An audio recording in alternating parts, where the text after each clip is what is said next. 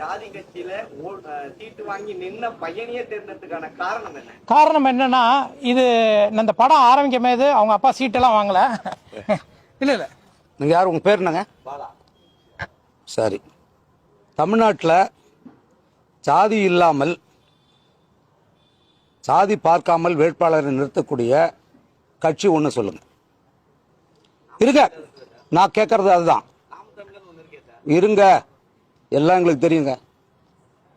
எல்லாம் உங்களுக்கு நாம் தமிழர் கட்சி ஆரம்பிச்ச பிறகுதான் உங்களுக்கு தெரியும். நீங்க எப்படி அப்படி சொல்லுங்க? நீங்க எப்படிங்க நீங்க அப்படி சொல்லுங்க? சரி, அது ஜாதி கட்சி எப்படியா சொல்லுவீங்க? சரி சரி சரி தம்பி, ஒரு விஷயம்.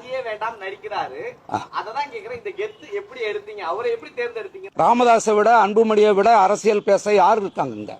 இருங்க இருங்க, நான் பேசுறேன். இருங்க இருங்க. 6 இடஒதுக்கீடுகளை இந்தியாவிற்கு பெற்று தந்தவர் ராமதாஸ். சொந்த சாதிக்கு வாங்கி கொடுத்தாரு. அதை அனுபவிக்கிறீங்களா எல்லாரும்?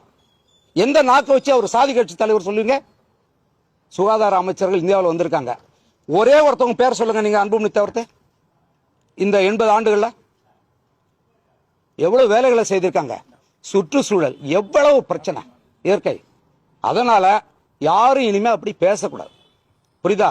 எனக்கு இதுவரைக்கும் அந்த அலுவலகம் கூட எங்க இருக்குன்னு எனக்கு தெரியாது. நான் ஒரு அடிப்படையில் பொதுவான கலைஞன். அப்படி பாருங்க.